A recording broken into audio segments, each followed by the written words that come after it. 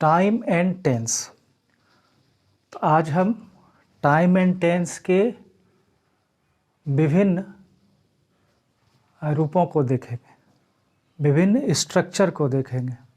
कि टाइम और टेंस में हमने पहले भी पढ़ा था कि टेंस के कितने भेद होते हैं और वह कॉन्सेप्ट ऑफ टाइम के आधार पर कितने टेंस बनाए गए हैं। जैसा कि हम देख रहे हैं कि टाइम का 3 कॉन्सेप्ट है, एक प्रेजेंट, एक पास्ट और तीसरा फ्यूचर। और इन तीनों टाइम का क्या है कि चार जो है वह मूड ऑफ स्टेटस है।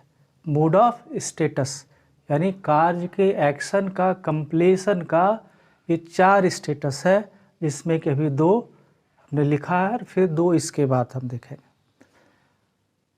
तो टाइम एंड टेंस हमने पहले देखा है। उसके बाद हम आते हैं तो इसमें क्या क्या देखेंगे।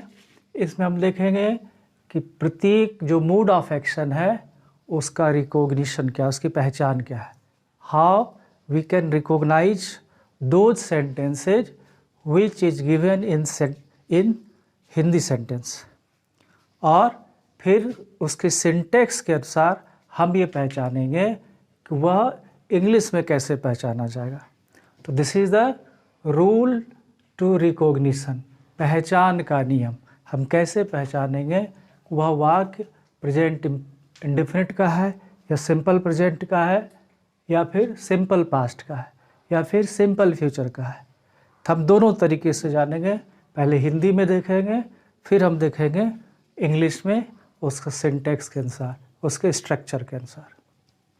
तो सबसे पहले टाइम एंड टेंस हम जानते हैं कि टाइम 3 तरह के हैं, प्रेजेंट, पास्ट और फ्यूचर। और फिर इस कॉन्सेप्ट ऑफ टाइम के 4 मूड ऑफ एक्शन है। 4 मूड ऑफ एक्शन है, यानी कार्य का जो स्टेटस है वो 4 है। जैसे हम जानते हैं इंडेफिनिट यानी सिंपल, दूसरा कंटिन्यूअस इम्परफेक्ट या प्रोग्रेसिव, तीसरा परफेक्ट है और चौथा परफेक्ट कंटिन्यूअस है। तो सबसे पहले प्रारंभ करते हैं इंडेफिनिट यानी सिंपल प्रेजेंट का। सिंपल प्रेजेंट या प्रेजेंट इंडेफिनिट जो भी कहे। तो क्या है पहला रूल, आर का मतलब हुआ क्या, रूल टू रिकॉग्निशन, पहचान का नियम। अब कहते हैं if the Hindi sentence ends with ताहूँ, ती हूँ, ते है, ते हो, ती है, इट इज। क्या हो गया कि यदि कोई हिंदी सेंटेंस का एंड यानी समाप्त होता है किससे, ताहूँ, ती हूँ, ते है, ते हो या ती है से, तो प्रायः वह सेंटेंस सिंपल प्रेजेंट का होता है। क्या होता है, सिंपल प्रेजेंट का। हालांकि ये कोई कंप्लीट रूल नहीं है, लेकिन जनरली सेंटेंस जो होते हैं सिंपल प्रेजेंट का, वो लगभग इसी से हिंदी सेंटेंस समाप्त होता है। उसका सिंटेक्स क्या है, सिंटेक्स क्या हो गया, स्ट्रक्चर। किसी भी स्ट्रक्चर को जब हम पढ़ते हैं, किसी भी रूल जो स्ट्रक्चर होता है इंग्लिश ग्रामर का, उसको ग्रामर में हम उसको सिंटैक्स कहते हैं। तो जो भी स्ट्रक्चर कहलाएगा इंग्लिश ग्रामर में, वह क्या कहलाएगा, स्ट्रक्चर नहीं कहकर उसको हम सिंटैक्स कहते हैं। ये one of the part of the grammar है। नहीं, इसको हमने पहले पढ़ा था। और यह स्ट्रक्चर का जो नियम होता है, वह नियम सेंटेंस के ट्रांसलेशन में आता है। जैसे एग्जाम्पल है, वह रोज स्कूल जाता है। देखिए अंत में क्या है, ता है। इससे क्या पता चला कि वह सेंटेंस जो है सिंपल प्रेजेंट का है। वह सेंटेंस किसका है, सिंपल प्रेजेंट का है। तो क्या हो गया इसका syntax, subject plus PV1 plus PV5 plus object या कॉम्प्लीमेंट। तो सब्जेक्ट क्या हुआ, वह। कौन जाता है स्कूल, तो वह जाता है, यानी PV1। PV1 क्या होता है, PV1 वर्ब का पहला फॉर्म PV1 और वर्ब का 5वां फॉर्म यानी सिंगुलर फॉर्म। पहला फॉर्म यानी प्रेजेंट फॉर्म और PV5 यानी 5वां फॉर्म सिंगुलर वह क्या होता है, ऑब्जेक्ट या कॉम्प्लीमेंट होता है। तो क्या बन गया, वह रोज स्कूल जाता है, ही गोज, जाना का गो, गोज को ही है थर्ड पर्सन। बता दें कि थर्ड पर्सन सिंगुलर में क्या होता है, PV5 यानी गोज, गो, वेंट, गॉन, चौथा फॉर्म गोइंग ING और पांचवा फॉर्म ES यानी goes. He goes to school daily, वह स्कूल रोज जाता है। इन वह स्कूल रोज जाता, he goes to school object हो गया और डेली यानी रोज।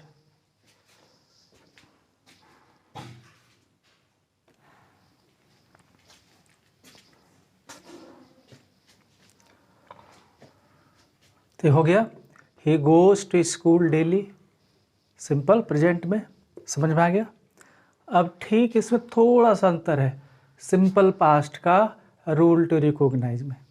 क्या अंतर है, if the Hindi sentence ends with था था, थी थे और आ ए ई, क्या हुआ कि यदि हिंदी सेंटेंस का अंत जो है था था, थी या थे हो या फिर आ ए ई हो, तो वह सेंटेंस क्या होगा, सिंपल पास्ट का होगा। जैसे वह रोज स्कूल जाता था या गया, तो जाता था में था हो गया और गया में आ, तो क्या पहचान में आ गया, चाहे गया रहे या जाता था रहे, दोनों का मतलब है ये सिंपल पास्ट का है। इसका सिंटेक्स क्या हो गया, स्ट्रक्चर क्या हो गया, सब्जेक्ट प्लस PV2 यानी वर्ब का दूसरा रूप, ऑब्जेक्ट या कॉम्प्लीमेंट, ऑब्जेक्ट या कॉम्प्लीमेंट। ऑब्जेक्ट या कॉम्प्लीमेंट किसे कहते हैं, तो आप एक वीडियो में देख सकते हैं जाकर के पीछे, जिसमें बताया how to find out subject and object and complement. तो वहाँ देख करके आप पहचान सकते हैं कि ऑब्जेक्ट किसे कहते हैं और कॉम्प्लीमेंट किसे कहते हैं। Come to the point. तो क्या हो गया, syntax subject plus PV2 plus object या कॉम्प्लीमेंट। तो सब्जेक्ट क्या हो गया, कौन स्कूल जाता है, तो वही गया या जाता था, तो गो का दूसरा रूप V2 वेंट टू स्कूल और रोज यानी डेली। सेंटेंस कैसे हम फॉर्म करते हैं, सब्जेक्ट कैसे फाइंड आउट करते हैं, आप एक वीडियो के डिस्क्रिप्शन में लिंक दिया हुआ है, आप वहाँ से उसे देख सकते हैं। तो क्या हो गया, he went to school daily. समझ में आ गया, क्या समझ में आया इसमें कि हिंदी सेंटेंस यदि ता था थी या आई से समाप्त हो तो वह सिंपल पास्ट का होगा, और यदि सब्जेक्ट के बाद PV2 हो इंग्लिश में तो वह क्या होगा, सेंटेंस सिंपल पास्ट का होगा। समझ आया। नेक्स्ट तीसरा चलते हैं फ्यूचर में, सिंपल फ्यूचर। तीसरा हो गया सिंपल फ्यूचर।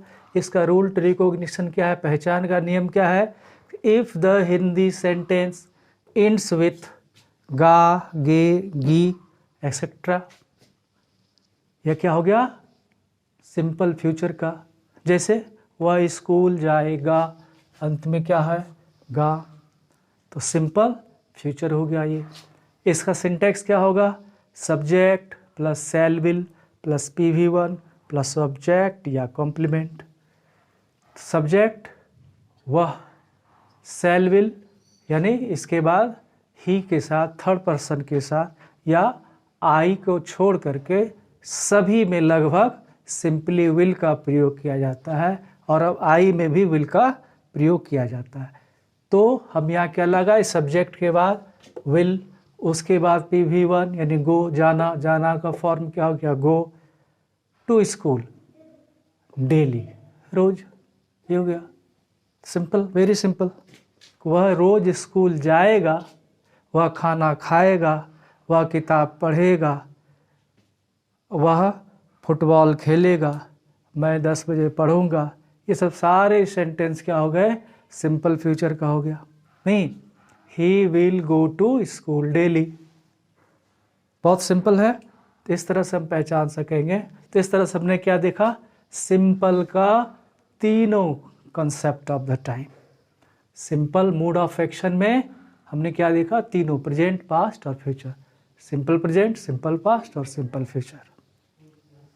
आप इसका अभ्यास बार बार करें, 10-20 सेंटेंस और लेकर के इसका अभ्यास करें, तो बिल्कुल आसानी से आपको समझ में आ जाएगा। चलिए आगे बढ़ते हैं। अब दूसरा जो मोड ऑफ एक्शन है तीनों कॉन्सेप्ट ऑफ टाइम में, वो है कंटिन्यूअस, प्रेजेंट कंटिन्यूअस, जिसको हम प्रेजेंट इम्परफेक्ट भी कहते हैं, जिसको हम प्रेजेंट प्रोग्रेसिव भी कहते हैं। अब इसका रूल टू नियम क्या, रूल टू रिकॉग्निशन क्या है? कहता है क्या कि if the Hindi sentence ends with रहा हूँ, रही हूँ, रहे हैं, रहे हो, रहा है या रही है, एक्सेट्रा, तो उसको क्या कहेंगे? उसको कहेंगे प्रेजेंट कंटिन्यूअस।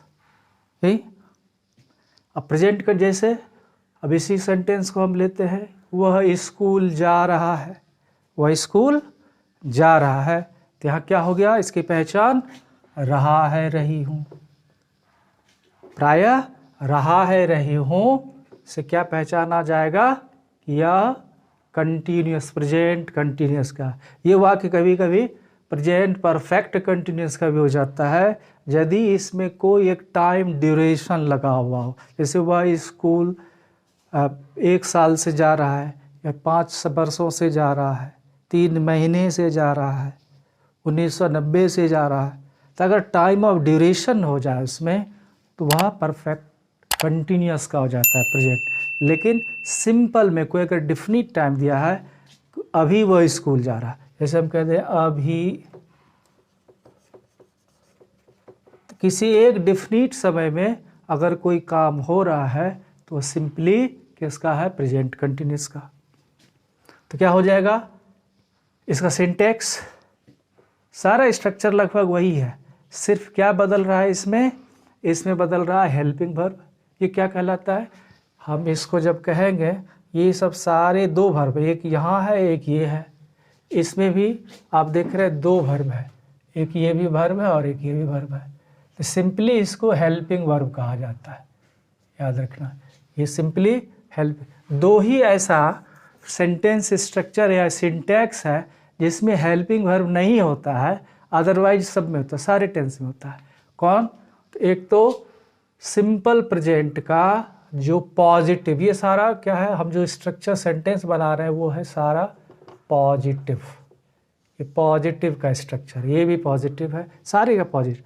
तो जो प्रेजेंट, सिंपल प्रेजेंट का स्ट्रक्चर होता है, सिंटैक्स होता है, और सिंपल पास्ट का सिंटैक्स होता है, और सिर्फ किसमें, पॉजिटिव में, सिर्फ पॉजिटिव में उसमें हेल्पिंग वर्ब नहीं होता है।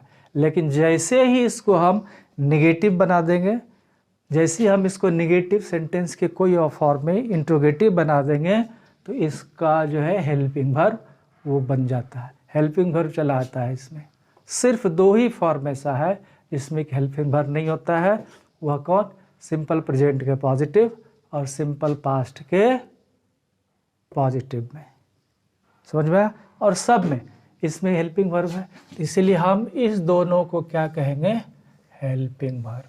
इसको क्या कहेंगे, हेल्पिंग वर्ब। अब सब में हेल्पिंग वर्ब आएगा। अब यहाँ देखें, ये क्या है, इज, आर, एम, ये सारे क्या है, ये हेल्पिंग वर्ब है, इसको हेल्पिंग वर्ब कहेंगे, और ये प्रिंसिपल वर्ब है। तो क्या हो गया सिंटैक्स इसका, सब्जेक्ट इज, आर, एम, और PV4, PV4 मतलब ING फॉर, गो में ING लग गया गोइंग, वॉक में ING लग गया वॉकिंग, स्लीप में ING लग गया स्लीपिंग। PV फॉर्म होता है ING फॉर्म, जिसको प्रेजेंट पार्टिसिपल भी कहते हैं, ठीक है। तो इसके बाद क्या होगा, ऑब्जेक्ट या कॉम्प्लीमेंट। तो इसमें सब्जेक्ट क्या आ गया कि जा रहा है, कौन जा रहा है, तो वह जा रहा है, तो वह, ही।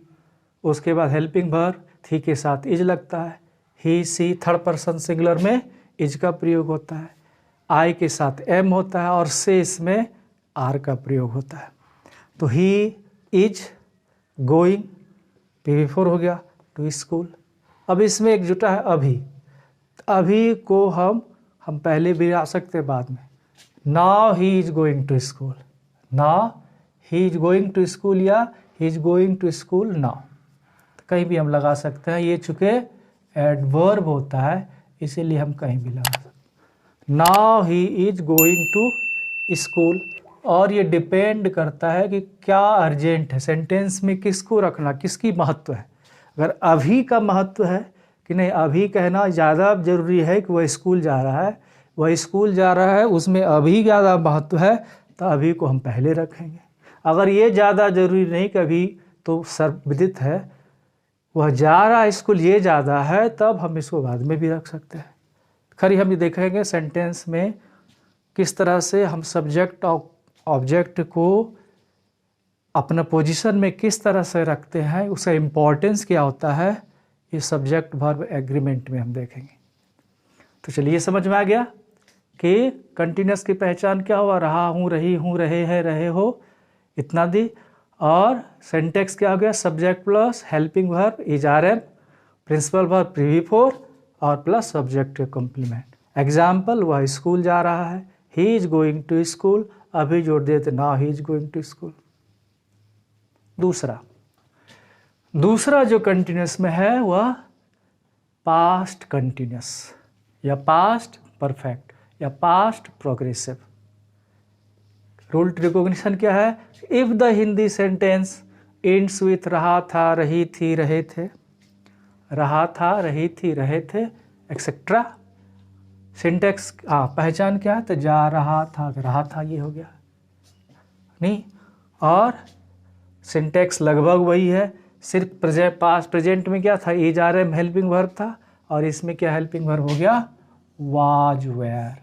इसमें हेल्पिंग वर्ब क्या हो गया, वाज और वेयर। वह स्कूल जा रहा था, सब्जेक्ट कौन जा रहा था, तो ही, उसके बाद was were, he third person के साथ वाज वेयर लगता है। Going PV4, to school, school. समझाएगा,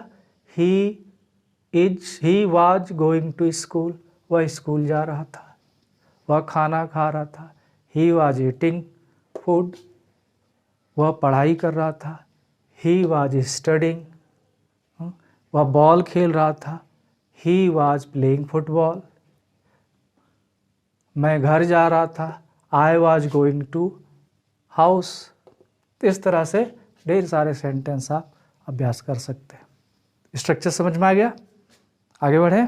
चलिए तीसरा है, किसका, कंटिन्यूस का तीसरा, यानी फ्यूचर में फ्यूचर कंटिन्यूस, फ्यूचर इम्परफेक्ट या फ्यूचर प्रोग्रेसिव। इसका रूल टू रिकॉग्निशन क्या है, if the Hindi sentence ends with ता रहूँगा, ती रहूँगी, ते रहेंगे, ता रहेगा, ती रहेगी या ते रहोगे, या इसको कभी कभी हम बोलते हैं रहा होगा। जैसे एक एग्जांपल देखते हैं, वह स्कूल जा रहा होगा को हम ये भी कह सकते हैं जाता, वह स्कूल जाता रहेगा। नहीं, एक समय इसमें डिफिनिट जोड़ता है, वह 10 बजे, वह 10 बजे क्या होगा, स्कूल जाता रहेगा। वह इसमें जोड़ दें अगर एक डिफिनिट समय, वह 10 बजे स्कूल जा रहा होगा या जाता रहेगा, दोनों में से कोई एक है, तो दोनों तरीके से इसको हम कह सकते हैं। लेकिन इसमें डिफिनिट यही है, डिफिनिट ये है कि इसमें कोई डिफिनिट टाइम होना चाहिए, ड्यूरेशन ऑफ टाइम नहीं होना चाहिए। डिफिनिट टाइम, 10 बजे, 12 बजे, 8 बजे, मंगलवार, कोई डिफिनिट टाइम होना चाहिए इसमें। तो वह 10 बजे स्कूल जा रहा होगा, क्या हो गया सिंटैक्स इसका, सब्जेक्ट, चूँकि फ्यूचर है तो शैल विल हो गया।